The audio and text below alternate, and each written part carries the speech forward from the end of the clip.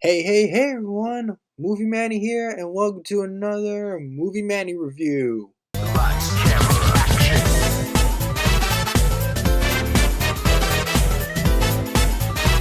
Movie Manny review. I'm still going on with this. Today's review, I'm finally going to get to talk about The Conjuring. The Devil Made Me Do It. And oh yeah, if you're all wondering, yes, I got a new mic. I bought myself a new computer mic.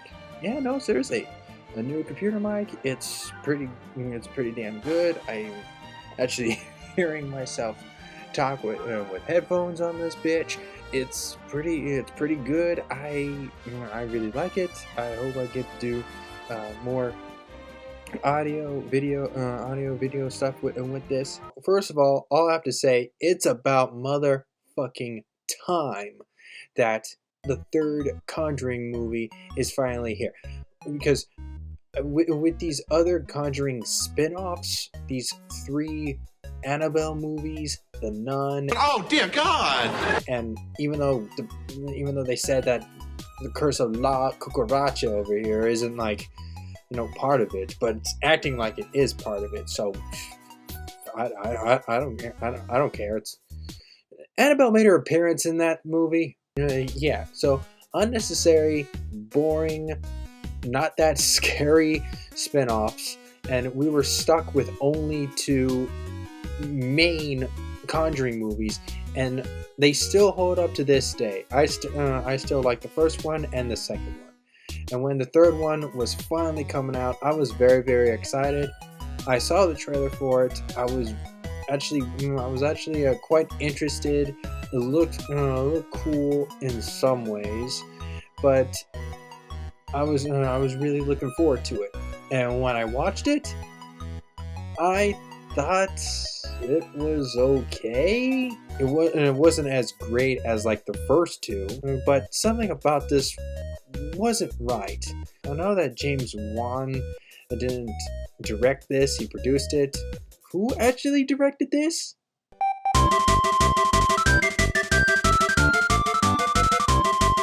Gotta be fucking kidding me. The director of that Weeping Lady movie? dear God. Oh boy, before I get into like some of the things that I want to talk about, I need a quick drink. If you're all wondering, it's a delicious can of Red Bull. Not sponsored. I wish. Okay, let's get to the review. Spoilers! I want to first start off with the good stuff in the movie. As we all know, the best part of any of the Conjuring movies is Patrick Wilson and Vera Farmiga chemistry in the movies. In all of the Conjuring movies, they're still played very well. Their chemistry is still spot on and watchable. I mean, yes, people have been like saying how great it is, but it is true. Those 2 give it their all when they act as the Warrens. Their performance is still good, and the other characters in this film, they're also pretty good. The guy who plays Arnie Johnson, the man who claimed was possessed by the devil. The guy who played him, he did it very well, and he almost looks like the actual person, despite him not having Eraserhead's haircut. The girlfriend of Arnie Johnson, she also is pretty helpful. Sure, not like in it as much, but she's still good. And the kid who plays the brother of that girl, he's also really good. I looked up, and he was the kid from Color Out of Space with Nicolas Cage, and he played Billy from Disney Plus's WandaVision. So you know this kid is going places, and all the other like side characters, they're all pretty good in their own ways. despite the story not being well, being all well-rounded. Another thing that I kind of like in this film is tiny brief homages to like other horror movies. I mean, sure, some of them are like terribly copied paste, but there were times where it looked like looked pretty good. Like the first opening scene when the priest gets out of the taxi and steps into the light. That's like paying homage to The Exorcist. I thought, okay, pretty cool. I've too seen The Exorcist, and that also involved a demon, so that was okay. Okay. Early on, there's like a Shining reference with Ed Warren holding a mallet. It's been seen like a bunch of times, that whole waterbed sequence. That felt almost Nightmare on Elm Street 5-ish. The very beginning of the film, and I think everyone will agree, is the best part of the film. While everything else goes downhill, but I'll get to that later. So with two of the Conjuring films, they always open with the Warrens taking a small explanations of their haunted items in the very beginning of the film. The first one was about the Annabelle doll. The second was about the Amityville house. The third one starts off with the exorcism of that kid. Bruh. No strings to hold me down, to make me fret or make me frown. There are no strings on me. And then throughout the entire movie, we have Arnie like possessed by the same spirit that possessed the boy, and the way that what Arnie did was definitely from The Exorcist. Leave it alone and take me. Leave it alone and take me. When I saw that, I was thinking in my head, Leave it alone and take me. God damn you! Take me! Take me! okay, this should be like the perfect time for you to just sacrifice yourself and just pull the trigger. But hey, we wouldn't have a movie. I don't know. Maybe this will be poorly explained like later in the future. And oh yeah, in this movie, Ed he had his heart like squished by the possessed kid, and he goes into a coma and has like terrible heart pains. Now I know that the real Ed Warren, he had some health issues, but in this movie, like saying that the only reason why he has health issues and the way he has a bad heart was all because of a ghost. Ooh, I highly doubt that. When that sequence ends, the entire shit movie begins.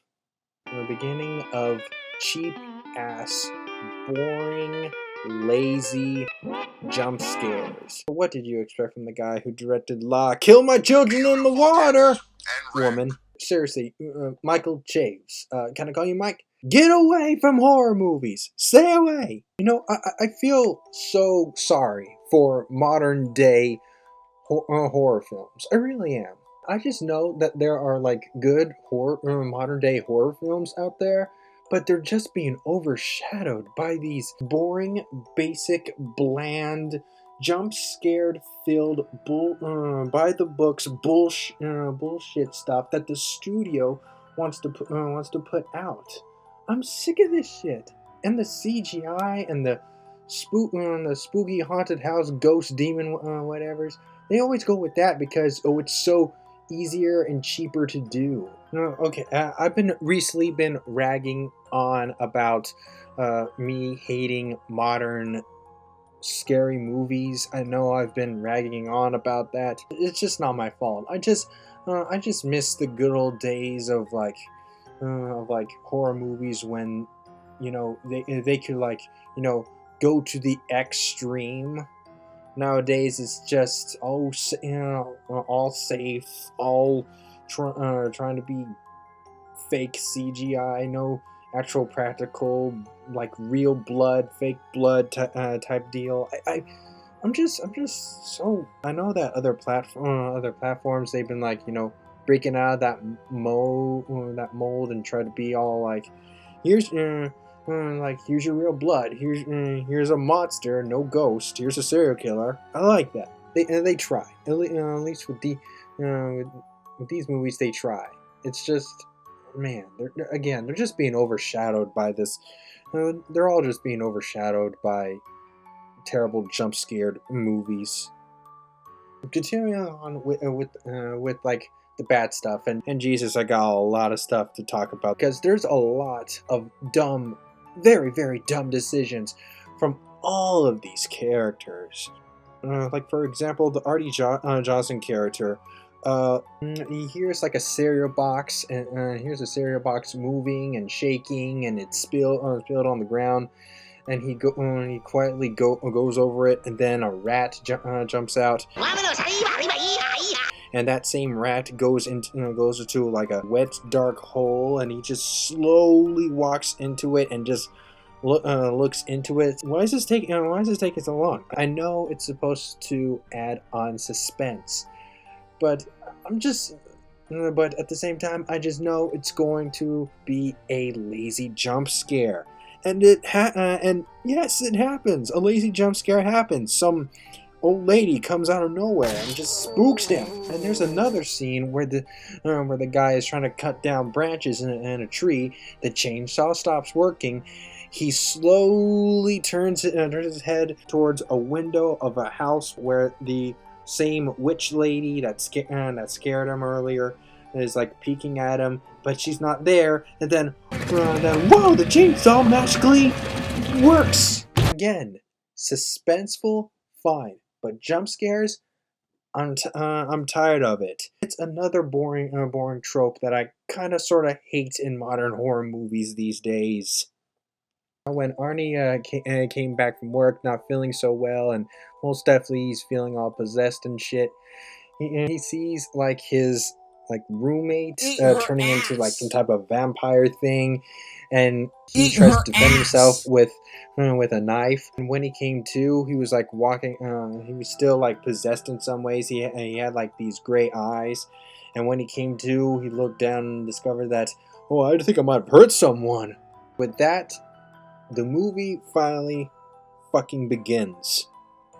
So when Ed finally gets out of the hospital, both he and Lorraine has to help out Johnson with his tiny little predicament by going back to the source, the house. So both the Warrens and the girlfriend of Johnson opens the door to a basement of the house. Lorraine goes in there and sees these, oh god, sees these terribly CGI'd rats. Do you people see what I'm saying? Terribly CGI'd. Why are all these rats CGI'd? I don't understand it. I know that maybe working with real life animals is hard these days, but come on, they're freaking rats. How could you not work with this? How could you not bring like real life rodents to the shoot and just put in terribly rendered CGI rats? And the crappy CGI doesn't stop there, folks. No.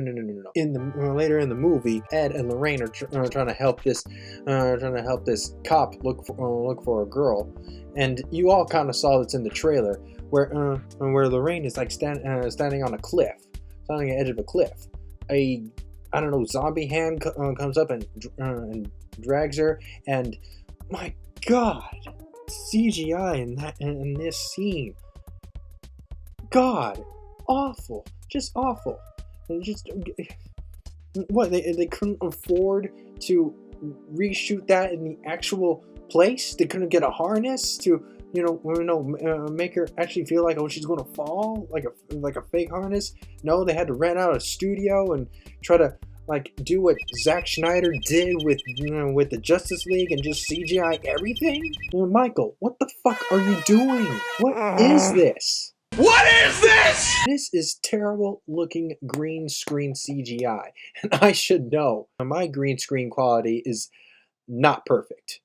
Now, what about the actual gimmick of this movie? Like the whole courtroom, like taking this whole demonic possession thing to court.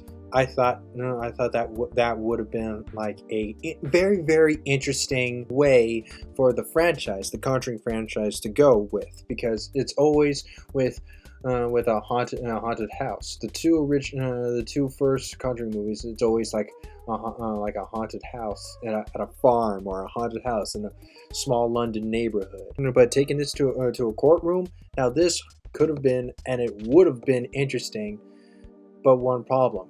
They only showed it 2 times.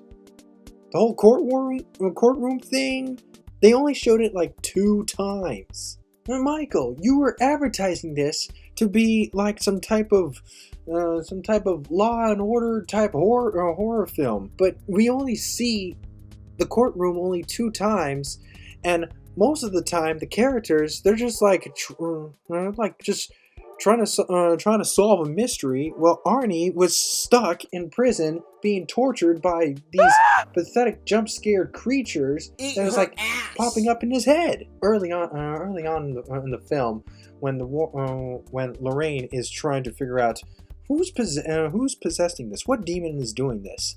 Believe it or not, it wasn't a demon. It was some witch lady.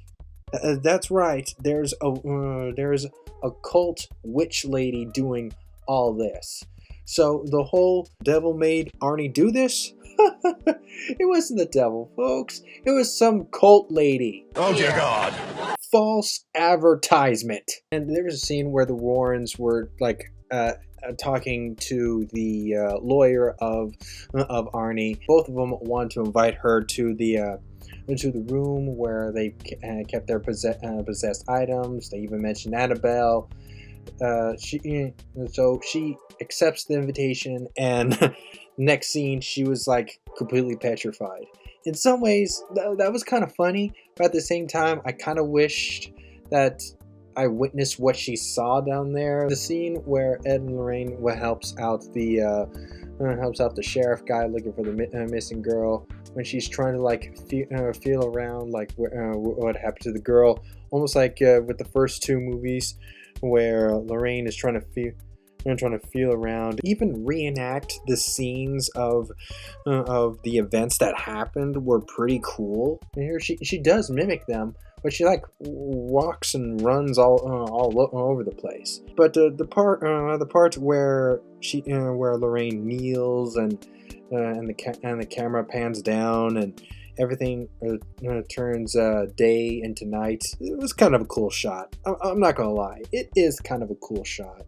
I know that might have been like computered stuff, but boy, it would have been so awesome if it was like just nighttime and they just sped up the footage. Ed and Lorraine are trying to figure out like, where is this like witch lady, where does she live? They go to like some type of retired priest farmhouse. He too has his own collection of demonic possessed stuff, just like what the Warrens have. But there's a twist. The witch is the daughter of the retired priest, and her headquarters was underneath his house the whole time. Oh my God! Didn't see that one coming, did ya? And while Ed and Lorraine tries to like wander the halls of the witch's lair, they find the table, destroys it, and during all that, the possessed Arnie was trying to kill himself in the most over the top, almost something out of an X-Men movie way.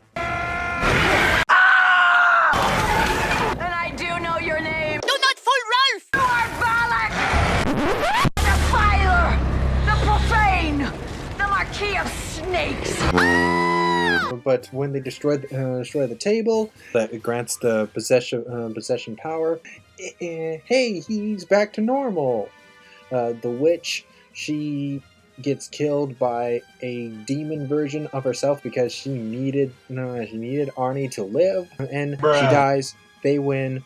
Court case. Arnie gets 5 years. Gets 5 years off a sentence of the murder, even though I think that may or may not be true. Everyone lives happily ever after until somebody gets possessed once more. The one thing that I have to say is, I know that this whole movie is based on a true story, but thanks to these spin-offs and, well, Hollywood trying to like Hollywood up a true story, the details can be a little bit iffy and over-exaggerated, and yes, Hollywood upped just to entertain you and make you believe, oh, this actually happened, even though in actuality, this part didn't really happen, really factually happen. Now I know that the Warrens are very controversial with the things that they say and do.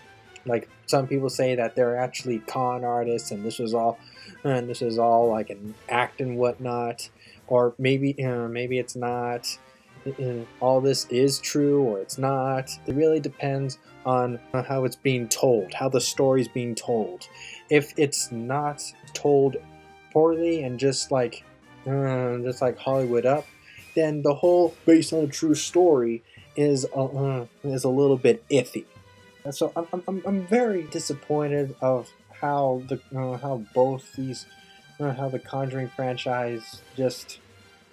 The two Conjuring movies were rated higher than the third one, and regretfully, this third one has to join in with the crappy spin-off movies. I was hoping that 3 of these movies will overthrow all these crappy ones, but no, and no.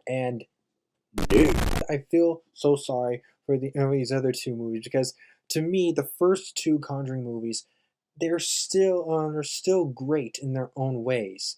The first Conjuring movie, the scene where Bathsheba was combing Annabelle's hair, Annabelle turns her head and looks at the Warren's daughter, that still creeps me out. The scene where that British girl was home alone and the TV's acting up and she decided to just turn it off, and she sees the ghost of Bill Wilkins. She turns and he's completely gone. That's still scary to this day.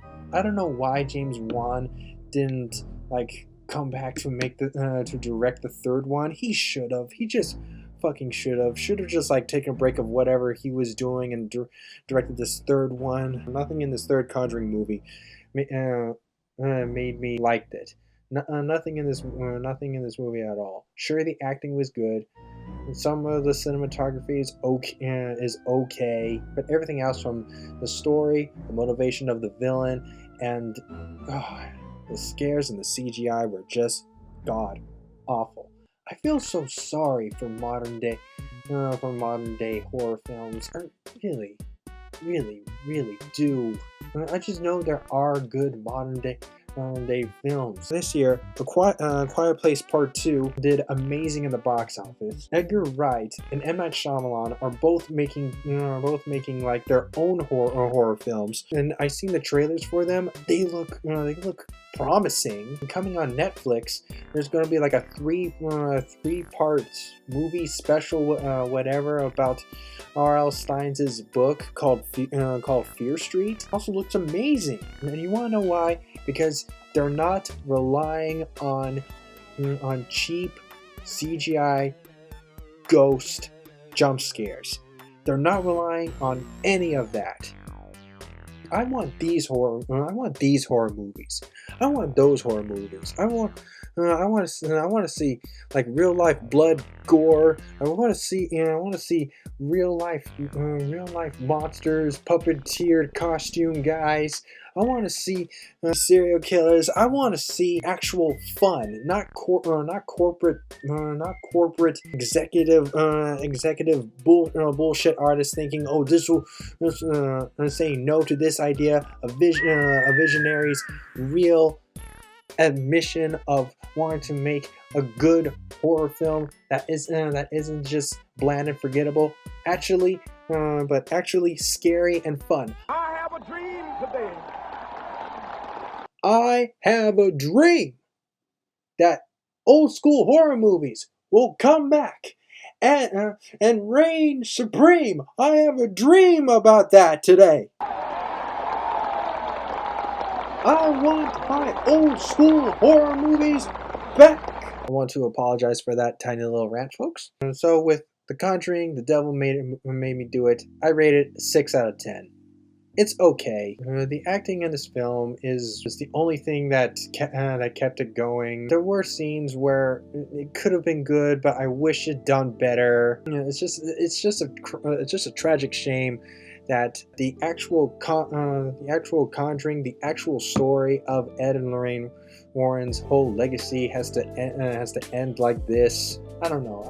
I just hope that Warner Brothers or any other movie studio will learn from this, but I just know they won't, because all they care about is that money. Well, that's all I have to say about The Conjuring. I want to thank you all for listening. I want you to like, comment, share, subscribe, tell your friends, tell your family that I exist. And when you do subscribe, don't forget to hit that notification bell to be notified of future videos that I have in store. I'm Movie Manny, signing out.